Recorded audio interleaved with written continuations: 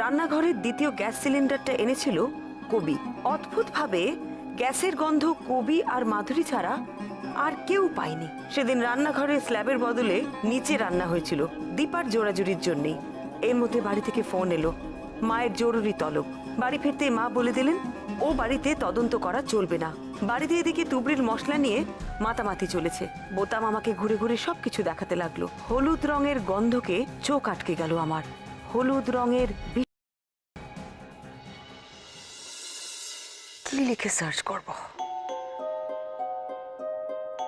হলুদ, হলুদ।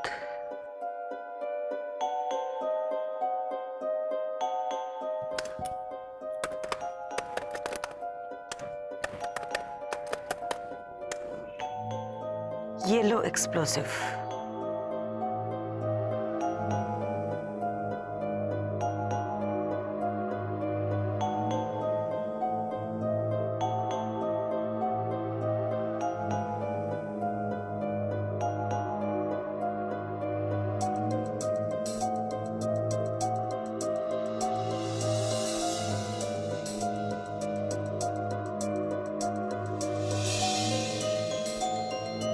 আমি বুঝতে পারছি না মা, পরমা বৌদি আমাদের সন্দেহ করছে কেন?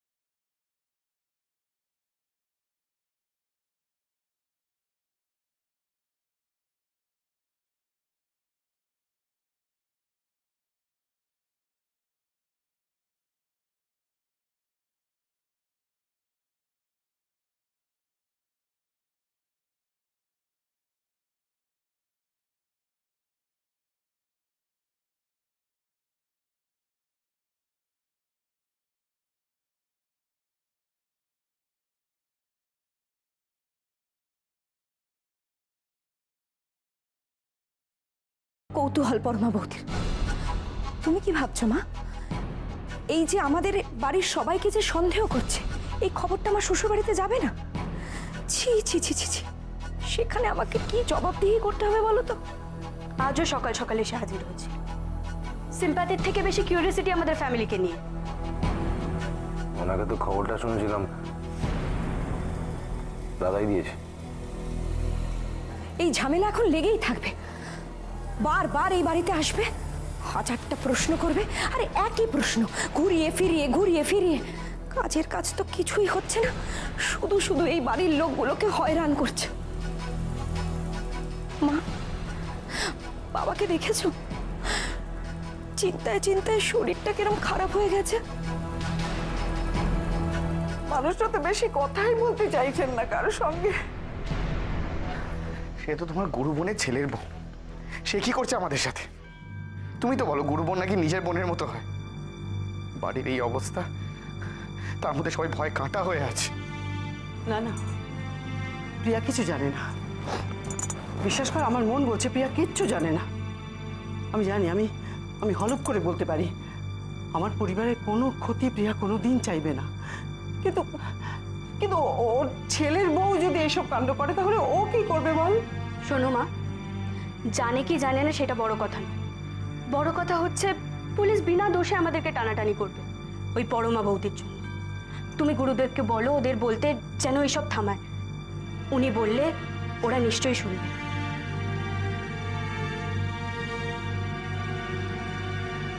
হলুদ,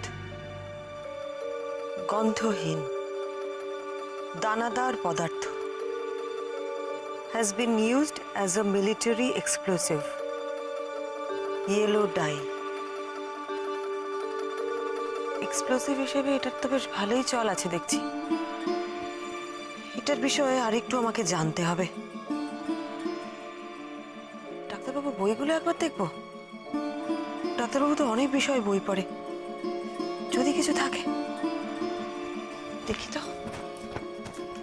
একটা বইয়ের মধ্যে যদি পেয়ে যাই আরো কিছু information. Explosive explosive explosive explosive chemicals, এর মধ্যে কিছু থাকলেও থাকতে পারে। বম্মা ও বৌমনি নিচে চলো। কেন রে? তুমি এখানে বই পড়ছো? নিচে চলো প্লিজ। ও বৌমনি প্লিজ নিচে চলো। তুমি কি পড়াশোনা করছো বলো তো? এদিকে বোতাম ভেলকিরা না মাথা খারাপ করে দিল। মোটেই আমরা মাথা খারাপ করিনি, বাবাই তো আমাদের কিছুতে হাত দিতে দিচ্ছে না, এখন সব তুলে রেখে দিচ্ছে, বলছে আমরা যখন থাকবো না তখন নাকি বাজি বানাবি। হ্যাঁ ঠিকই তো বলেছে। তোর ওরকম জ্বালাতন করছিলিস কেন? আরে রাঙাই তো প্রমিস করেছিল যে আমরা সবাই মিলে একসঙ্গে কাজটাকে করব, আর এখন শুধু দাঁড়িয়ে থাকার পারমিশন দিচ্ছে। বম্মা, দিস ইজ নট ফেয়ার। তুমি বাবা কাকাইকে রাজি করো, আমরা বাজি বানাবোই বানাবো। না না না, একদম না বোতাম। তোমরা যদি ওইসবে হাত দাও না, আমি কিন্তু ভীষণ রেগে যাব বলে দিলাম। আর মিমি, তুইও ওইসব কিছুতে হাত দিবি না। তোর যা ভুলো মন, কি করতে কি করবি তার ঠিক নেই। ও বৌমনি ঠিক আছে, আমি কিছুতে হাত দেবো না, কিন্তু তুমি এখানে বসে থাকবে, ওদেরকেও আমি আটকাবো। চলো না, তুমি বসে আছো, চলো না। এত টানাটানি করিস না। একটা জিনিস দেখছি, আমাকে দেখতে দে, দেখে আমি নিচে যাচ্ছি, তোরা যা। তুমি এখন বই পড়বে, ওদিকে প্ল্যান হচ্ছে কটা তুবড়ি হবে, কত বড় তুবড়ি হবে সেই নিয়ে। চলো চলো, তোমাকে একটা পড়াশোনা করতে বোতাম হবে না। বাবু, বইটা দাও আমাকে। আরে বাবা বইটা দাও। চলো না, বড়দের এত পড়াশোনা করার দরকার পড়ে না। দেখেছিস, দেখ তো। এই, আরে বাবা দেখ। বড় হলে এমনি সব জেনে যায়। আর আমার বন্ধুদের মা বাবারও না বই পড়েই না। এই, ধরেছি, দে বলছি বইটা। আমার একটা দরকারি জিনিস জানার আছে, আর জানতে গেলে তো একটু বই আমাকে পড়তেই হবে। নতুন কিছু কি জানলে শুনি? পিকনিক। কি পিকনিক? এই দেখো, তোরও কি ঠাম্মা রোগে ধরেছে নাকি? বলছি পিকনিক, শুনছে পিকনিক। সেটা আবার কি? সেটা জানতে গেলে আমাকে এই বইটা একটু ঘাঁটাঘাঁটি করতে হবে, একটু লেখাপড়া করতে হবে, বুঝেছিস? উফ বাবা, একটা মানুষ যে কি করে এতক্ষণ বই নিয়ে বসে থাকতে পারে, আমার তো একদম ভালো লাগে না। আচ্ছা, কিছু না করেও কেউ এমনি এমনি বসে থাকতে পারে? একটা কাজ কর, এখন থেকে একটু বইটই পড়া শুরু কর, না হলে অরূপের কাছে পাত্তা পাবি না। ভালো হবে? মনি তুমি না, ওর কাছে কে পাত্তা পেতে চায়? আচ্ছা, চাস না পাত্তা পেতে? ঠিক আছে, তাহলে পড়িস না বইটই, ছেড়ে দে। বৌমনি, ওদেরকে একটু এখান থেকে যেতে বলো, আমার তোমার সাথে কাজের কথা আছে।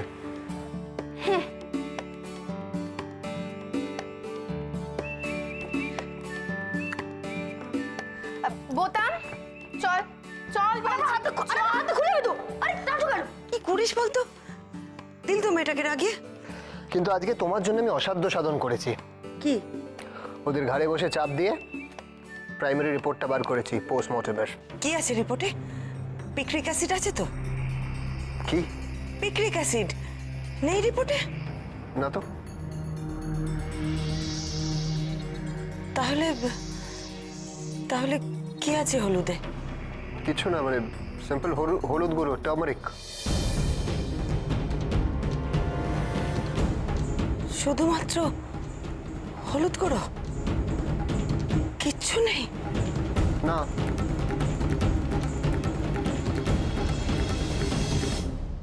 না না বাবা, আপনি ভাববেন না, আপনি যখন একবার বারণ করেছেন তখন আর করবে না।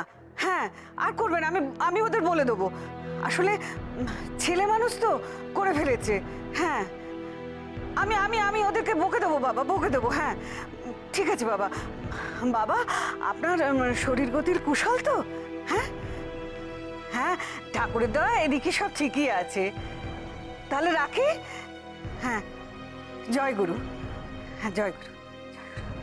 উফ, দিনের দিন এরা সবাই মাথায় উঠে পড়ছে, অপদার্থ, সব মাথায় উঠে পড়েছে, সব অবাধ্য হয়ে যাচ্ছে, সবাই আমার অবাধ্য হয়ে যাচ্ছে, কেউ আমার কথা শোনে না, কেউ না। বড় বৌমা, বড় বৌমা আসছি মা। দাঁড়াটা দেখি মা ডাকছে কেন। ইস, লজ্জায় আমার মাথা কাটা গেল, কতগুলো কথা আমাকে শোনালো। বড় বৌমা, কি হলো? কি এরকম রাগী গলায় বড় বউকে ডাকছো কেন? কি হয়েছে? কি মুখটা আবার পুরো কালো হয়ে গেল। কেন? গুরুদেব খুব রেগে গেছেন, কি করে আমি এখন ওনার রাগ ঠান্ডা করি? জানো তো উনি বাকসিদ্ধ মানুষ, যদি কিছু বলে ফেলেন তাহলে সর্বনাশ হয়ে যাবে, তুমি তো জানো। মায়ের গুরুদেব ফোন করেছিলেন, কিন্তু এত রেগে গেলেন কেন? কি হচ্ছে মা? কি হয়েছে? বড় বৌমা, আমি যেটা ভয় করেছিলাম ঠিক সেইটা হয়েছে। কি হয়েছেটা কি? আমি তোমাকে বারণ করেছিলাম রুমার বাড়ির ব্যাপার নিয়ে তুমি মাথা ঘামাবে না। কথাটা বলতে না বলতে গুরুদেবের ফোন এসে গেল। তুমি আর ও বাড়ি যাবে না, তদন্তও করবে না।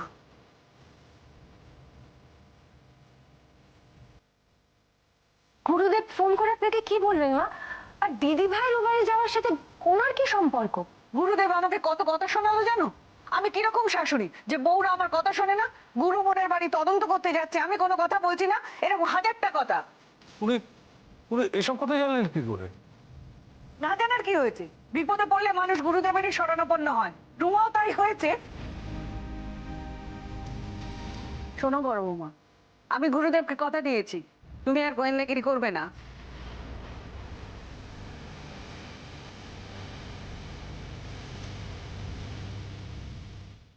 আপনার গুরুদেব আপনাকে ফোন করে বললেন আমি যেন ও বাড়িতে গোয়েন্দাগিরি করতে না যাই, যেন তদন্ত না করি? কিন্তু মা, আবার কিন্তু রুমা গুরুদেবকে কি বলেছি জানো? আমি তার গুরু বোন হয়ে কেন তার মান সম্মান নিয়ে ছিনিমিনি খেলছি। গুরুদেব আমাকে বলেছে আমি কেন ওকে হেনস্থা করছি। এই সমস্ত শুনে আমার মাথাটা করে ঝাঁঝা করে উঠলো। দেখো বড় বৌমা, আজকাল আমি তোমার কোনো কাজে বাধা দিই না। আমি তোমাকে অনুরোধ করছি রুমার বাড়ির কেসটা তুমি ছেড়ে দাও। করো না, এতে আমার মান সম্মান জড়িয়ে আছে, আমি ফ্যাসাদে পড়ে যাব।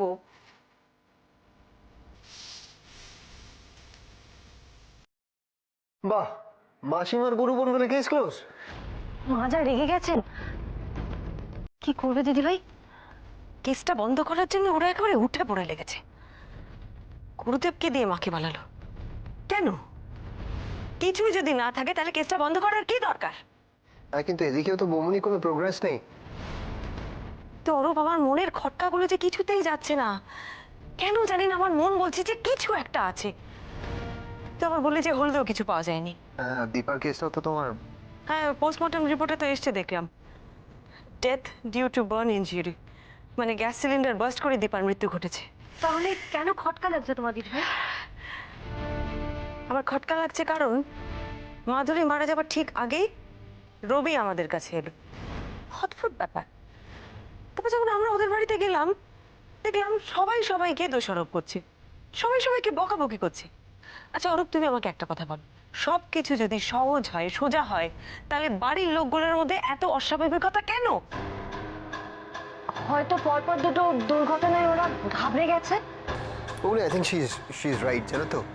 কারণ কেসটায় প্রাইমারিলি সন্দেহ করার মতন কিছু পাচ্ছি না। দিদি ভাই দেখো, তুমি আর ভাই তো প্রথম ধাপে তদন্ত করতে গিয়ে কিচ্ছু পাওনি বলো। মাধুরীদের মৃত্যুটা নার্ভাস ব্রেকডাউনে হয়েছে, সেটা তো প্রমাণ করা হয়েছে। আর মা যখন চাইছেন না, মাকে চটিয়ে লাভ নেই দিদি ভাই। তাহলে কি বলছিস তুই? ছেড়ে দেবো গোয়েন্দাগিরি? ছেড়ে দেবো? তদন্ত করবো না আমি আর? না না, আমি বলছি না তুমি গোয়েন্দাগিরি ছেড়ে দাও। মা তো রাজি হয়ে গেছেন বলো, তুমি পর পর কতগুলো কেস সলভ করলে, কিন্তু এটা যখন চাইছেন না, যদি যদি পেকে বসেন ভবিষ্যতে, যদি আর না করতে দেন গোয়েন্দাগিরি।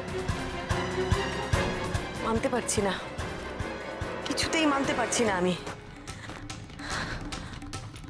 আমি জানি না কি কি ঘটেছে সেটা বুঝতে পারছি না, কিন্তু কিছু একটা গন্ডগোল আছে, সেটা আমার মন বলছে।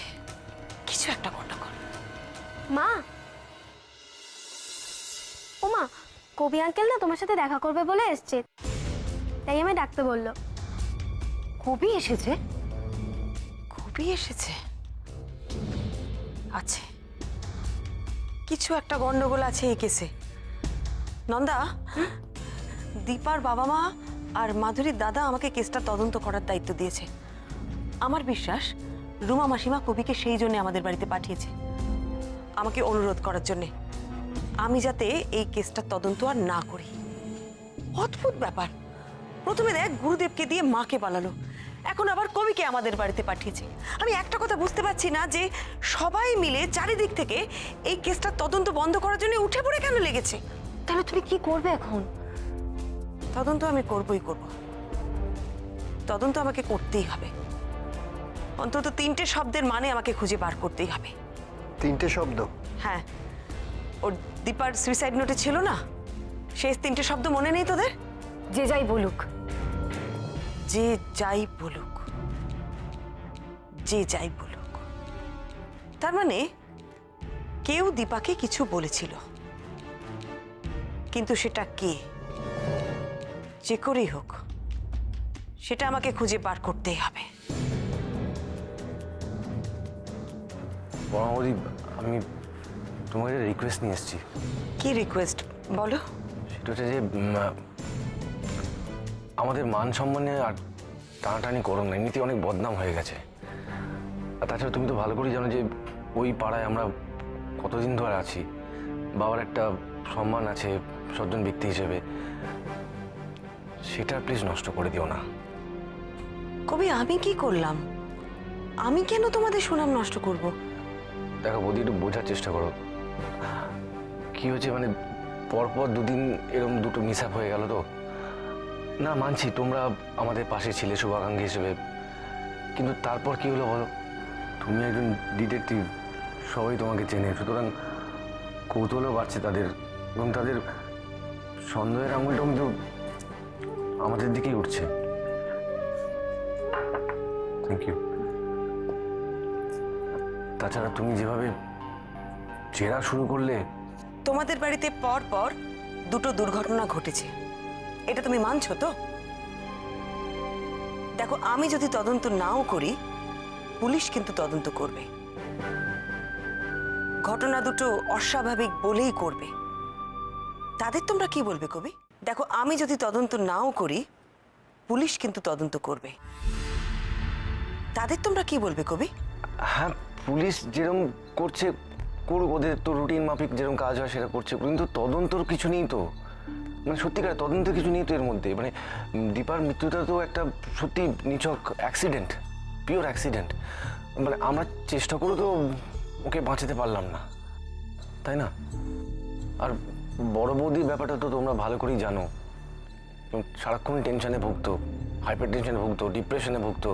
তার জন্য ওকে ওষুধ খেতে হতো, রেগুলার ওষুধ খেত, নিজেই ভুল করতো, তারপর কেউ কিছু না বললেও নিজে কান্নাকাটি করে ডিপ্রেশনে চলে যেত, দিয়ে বাড়িতে একটা হুলস্থুল করতো। দেখো কবি, আমি মাধুরীকে যতবার দেখেছি আমার মনে হয়েছে যে ও একটু ভীতু প্রকৃতির।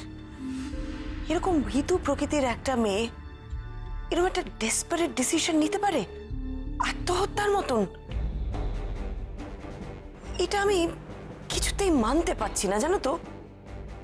এমনি এমনি কি পাগলামি পাগলামি পাগলামি, ওই হঠকারিতা করে এরকম একটা কাণ্ড ঘটিয়ে ফেলেছে। ওই দীপার ঘটনার জন্য বাড়ির কেউ, মানে মা কিংবা দিদি হয়তো কেউ কিছু বলেছিল, আর শুধু বলবেই না পায় কেন বলো? সত্যিকার ওরকম গ্যাস খুলে ভুলে যাওয়ার মতন একটা সাংঘাতিক ঘটনা তো করে, মানে আগেও তো এরকম ঘটনা ঘটেছে বাড়িতে। হ্যাঁ, মানে এরকম ঘটনা তো বাড়িতে আগেও ঘটেছে, যে গ্যাস খুলে রেখে ভুলে গেছে, বাড়ির সবাই গন্ধ পেয়েছে, তারপরে গিয়ে ছুটে গিয়ে গ্যাস বন্ধ করেছে। এরকম ঘটনা আগেও ঘটেছে।